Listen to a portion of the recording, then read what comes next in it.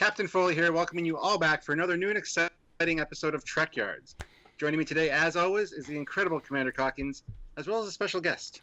Thank you. Hello, everyone. That is right. Today we join us the main CG supervisor for both Star Trek Voyager and Enterprise, as well as one of the major contributors for all those beautiful effects, shots, visuals from the Eagle Star Trek magazine. Welcome back to the show, Mr. Rob Bonchune. Welcome back, Rob. Thank you. Good to be back.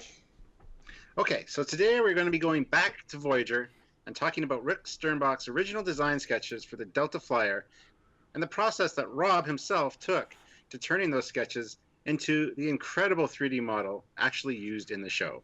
And everyone's playing with the model except for me because I don't have one. So Rob, do you remember the very first time hearing about this new Voyager ship and seeing the sketches done by Rick? What were your first thoughts and impressions on the design of the Delta Flyer? And did you actually get to see some of his very early sketches or doodles, or just the final sketch? Initially, I only got to see the final, like when they first, from my memory, it's, 12 years ago or whatever, but from my memory, first thing that that was shown to me was the final sketch, the sketches that were approved for the Delta Flyer that Rick Sternbach had done. They showed it to us like, a couple of weeks before we'd have to, we're just going to start it probably within the next week of them showing us that. So within a few days of seeing the approved sketches, then Rick Sternbach, we got in touch with each other, and then he sent me a whole bunch of his preliminary sketches, to give me an idea of where it started from and kind of like where, how it ended up there. Because that helps with, well, it does help with when you're building stuff or designs, because you kind of see what the person was thinking, and if there's like a little piece on it or, some more obscure part that maybe is not visible in a drawing, you can kind of fill it in logically based on other previous drawings that you see where it grows into that, which does help. When you saw the Delta Flyer for the first time and you know you'd be building it in 3D, what were your first thoughts? Was it a complicated design for the time? And were there any details you were nervous, given the schedule that you were on, nervous about doing? Well, probably everything. At the time, at the time, I'd been working on Trek for a while.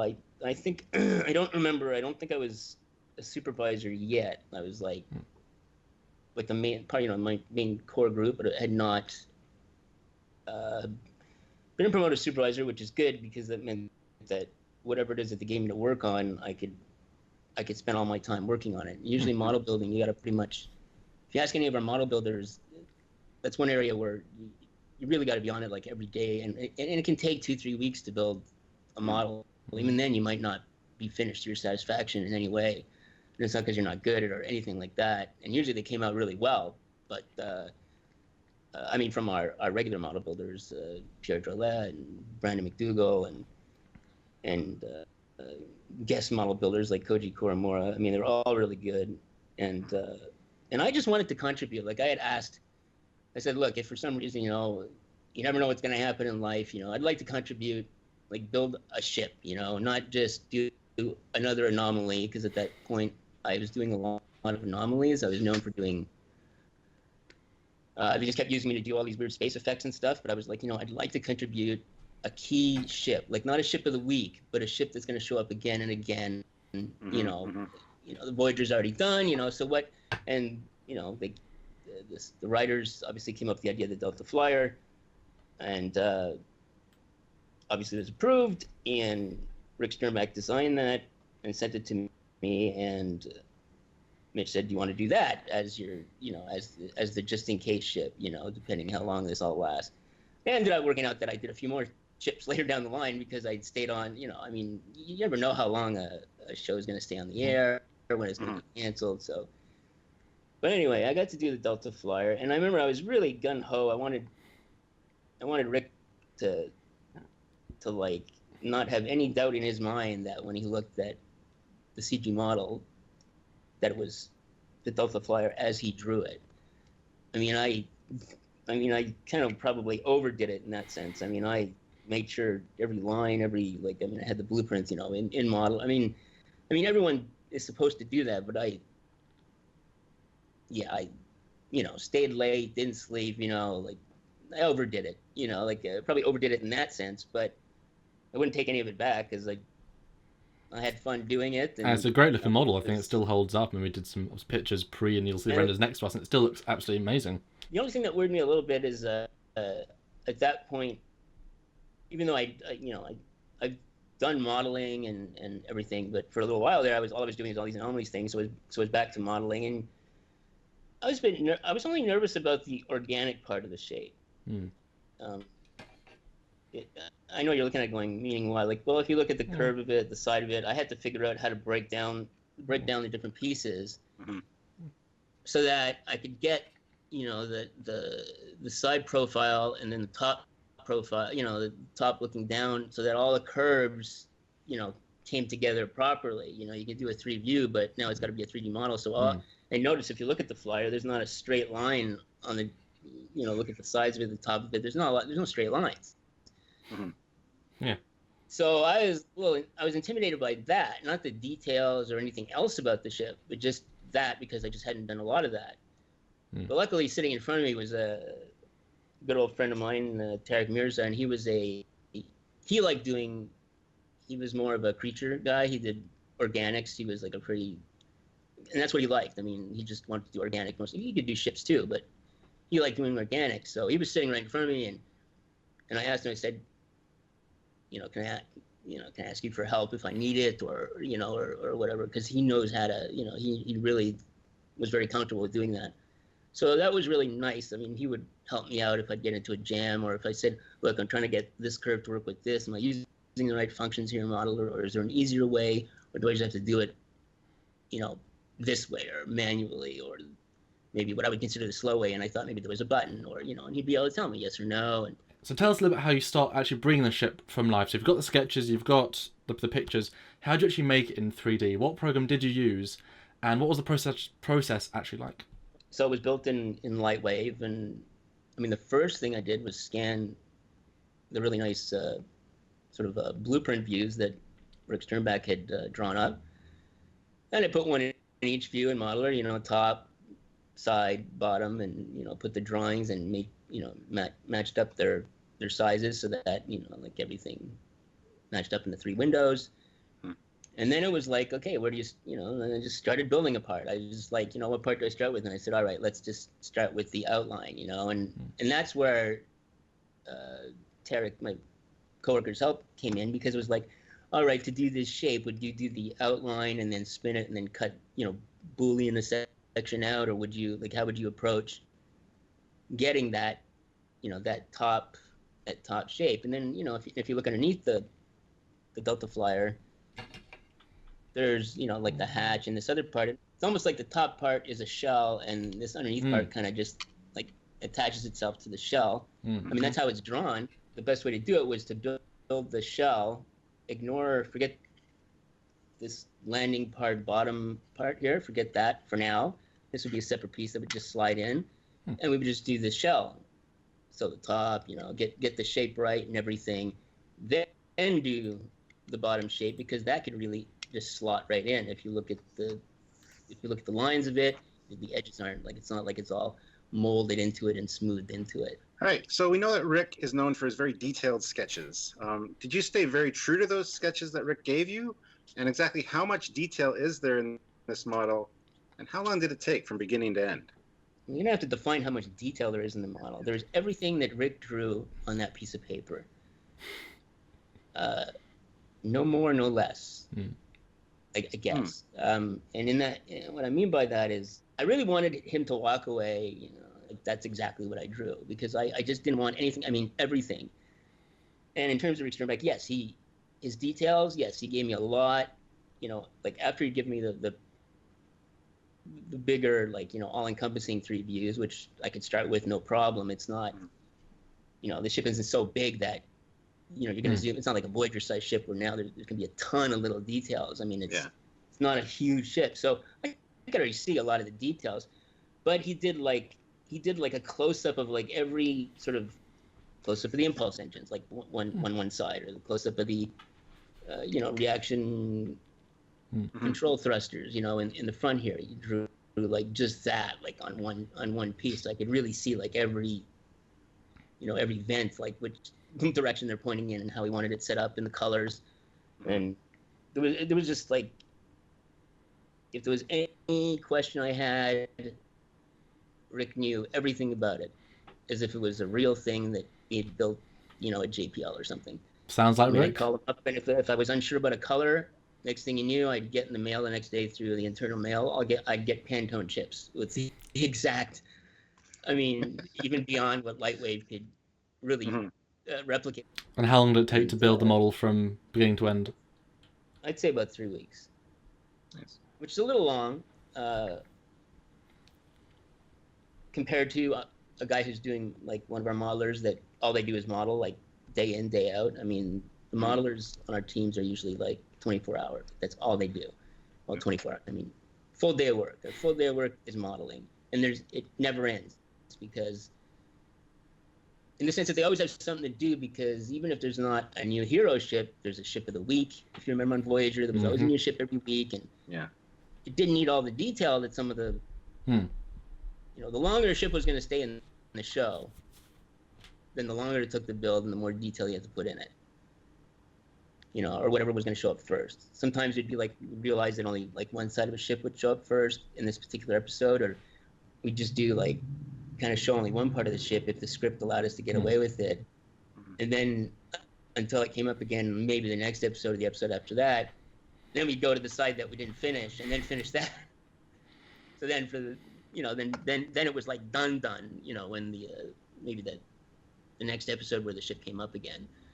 It didn't happen a lot. Usually all ships got completed for their episode, but every once in a while, if it was a big enough, complicated enough ship. So are there any hidden details or Easter eggs in this final design that the viewers might not have actually known about? Or a little detail that took quite a few more hours than even you thought it would take, just to get perfect? There's no Easter eggs. I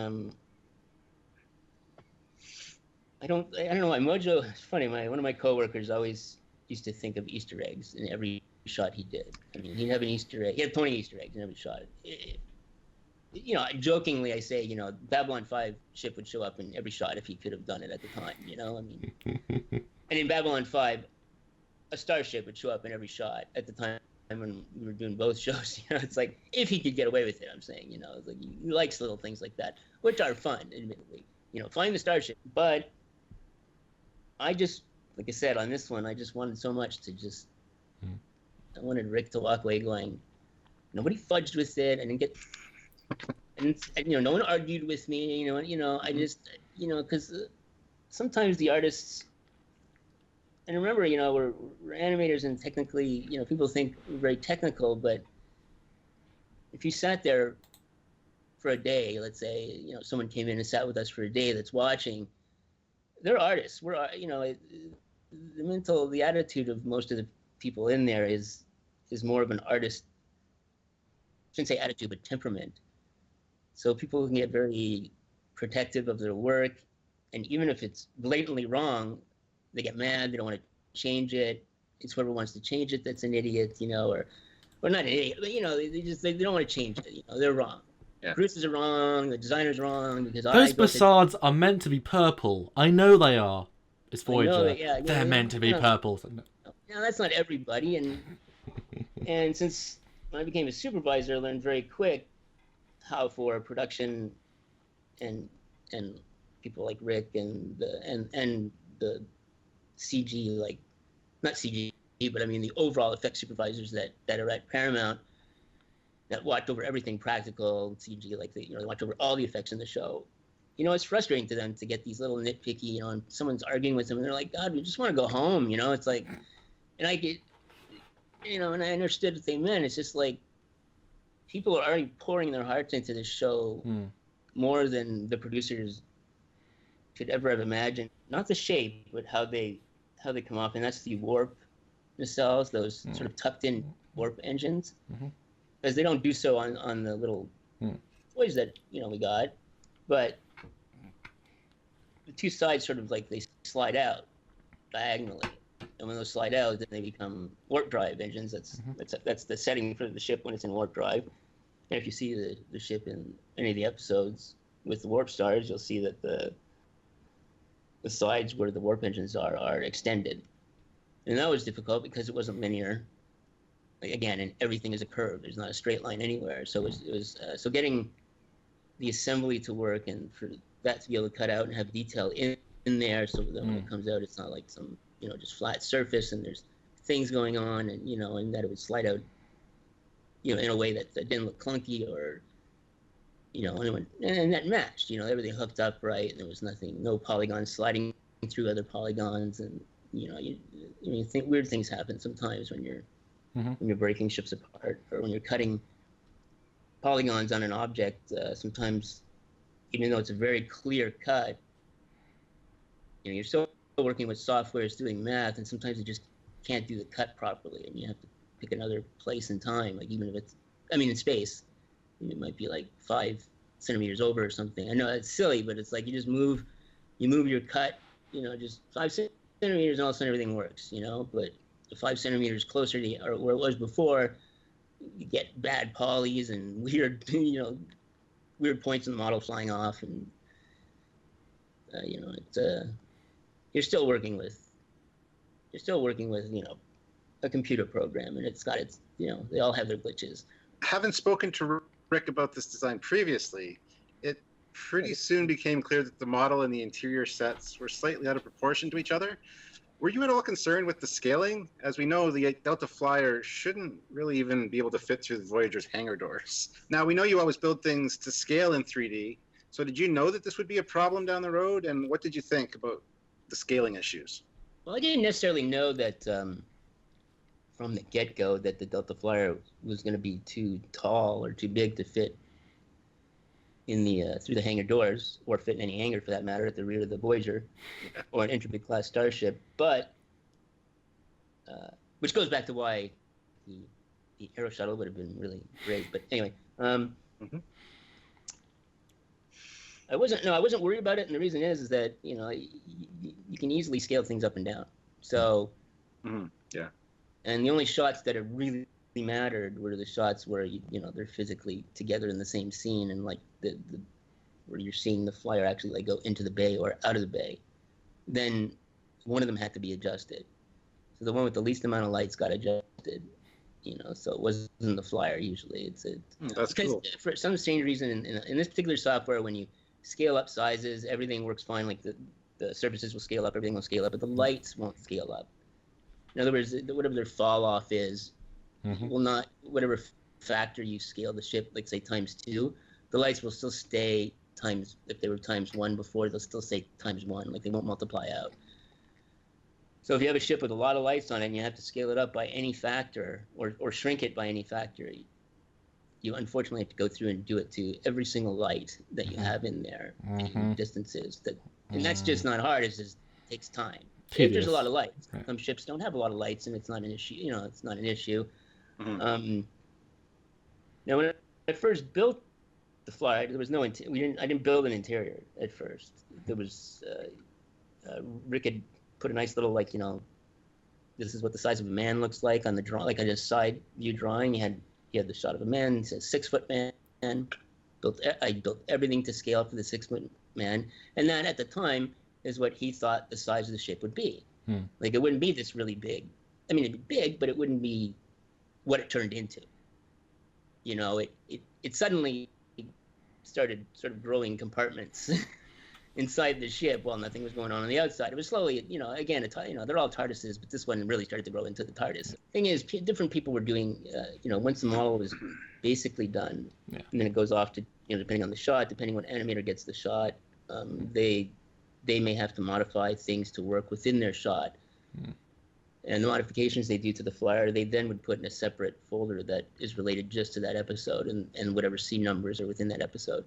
In the episode where you first introduced the Delta Flyer, it goes through a few design phases with a holographic model where they had wings and fins and such. Yeah. Is that something you had to design or build? And were there a few different 3D models you had to build for that scene? And talk to me about that scene. I had to build those silly things for that scene, a little gray... the holodeck scene. I'm the one that built those ships and morphed the little wing. And they told me to morph the wing. That was kind of funny, but anyway. Now, were those your design choices to add those, or were those drawn by Rick as well, or somebody else? I can't remember if they were drawn by Rick, but I guess they were, because they were not drawn by me. So I mean,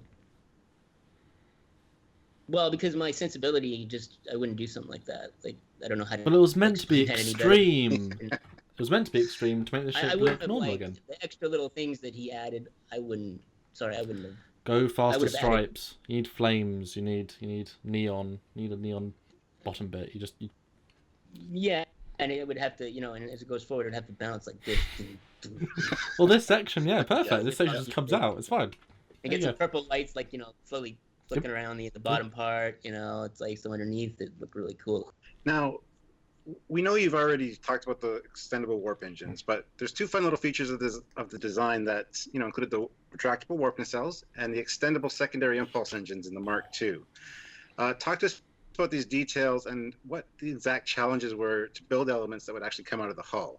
I know you've kind of touched on it a little bit, but if you could tell us a little bit more, that'd be awesome. Well, it's really easy for me to talk about the extra thrusters because I had nothing to do with that. So they just showed up in an episode one day, and I went, those? Where the hell did those come from? Built them and didn't even know it. You built them in your sleep. I was about to say that, Stuart. I was about to say that. They were, at the time, they were built for an episode. A race episode. Be an episode that Digital Muse or Eden, whichever their name was at the time, was doing. And this is while we were still at Foundation. And since it fell in their episode, somebody over there is the one that added those engines on the back.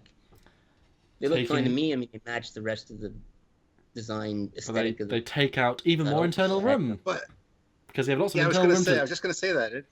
They have to fold in. You need some space in there, and it's already small. Yeah, anyway. Oh, I didn't even think of that. It takes up more room, and of course, then you'd have to have the fuel for that. Well, anyway, and as for the warp engines extending, one thing that it's kind of took way more time than I thought it would, and I don't know why it did. When I say way more time, I don't mean weeks or something. But this came up in a later episode, like the first one where you're going to see it extend. Conduits for the matter, antimatter that goes into the warp engine thing that I sort of had, as part of the attachment. I didn't put a ton of detail on there because you never really could see it. It was always, even if you lit it pretty well, it was always in darkness. Yeah. There were a couple of shots where it popped out, like it was sort of this underneath shot. And I realized that it just ended up taking me like a day or two to put enough detail on this thing so that it didn't look like a featureless bar, like pseudo metallic bar.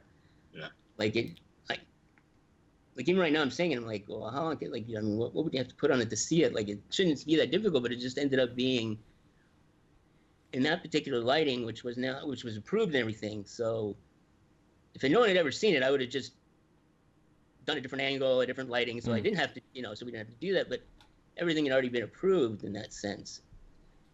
So when I did it with the real, because we have stand-ins for the ships to do the animatics, put in the real ship and realized, oh, I got to put detail in there now, and that just took a little while. That's all. Rob, what was your favorite part to work on for the Flyer? Happy that I got the shapes pretty dead on. I mean, if we pull out which I guess none of us have in front of us, but we pull out the Rick's sketches, and you can see how well, I was pretty accurately dead on everything. And other than that, I enjoyed the markings, the painting, putting the light kit together, trying to make the Bassars look as, making glass as much as glass as possible. Again, within the confines of the computer power that I had at the time, the memory that we had at the time. So speaking of, actually, the perfect point for the next question. What are your most favorite and least favorite things about the final 3D model? And if given the chance this year to really go over it again and bring its detail up to 2016 standards, what would you do, and any specific tweaks or changes you would make? All right, you're throwing me hard. That's a tough question to answer for me, because let's say I couldn't, if I wouldn't have been able to do certain things that Rick would have wanted or that were in the drawings, those would be primo things for me to say. I wish I could have done this. I wish I would have had time for this. But that didn't happen. I did have time. The thing was completed as drawn. So the thing I'm least keen about, I wasn't much for the thrusters behind the flaps. kind of mostly for the reason that you jokingly brought up, which was a great another thing that's not going to fit inside. Okay, guys, I think that about wraps up for this episode on building a ship from Voyager. If you enjoyed this episode, please click that like button, and don't forget to subscribe to Trekyards to see more episodes about designing the world of Star Trek with all of our great guest designers and so much more. And after you click the like and subscribe button, be sure to head on over to our Patreon page and consider donating on a monthly basis to our little show. Every little bit helps us to continue to make you great, new, and exciting content. Or if you want to make a one-time donation, please head on over to trekyards.com and click the big donate button. Well, I would like to take this opportunity to thank Rob for joining us again today. It's always great to hear your stories and behind-the-scenes take on things, and we look forward to visiting with you again very soon. Thank you, Rob.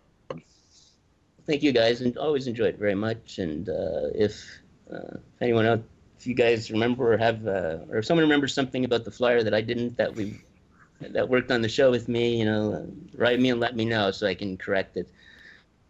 Because it's been a while. Below. Comments below. So until next time, guys, I am Quanah Cockings. And I'm Captain Foley, saying see you all next time. And don't forget to join our Trekyards Facebook page for round-the-clock discussions about all the ships you know and love, and some new ones from the Star Trek universe. See you later, guys. Bye. Bye.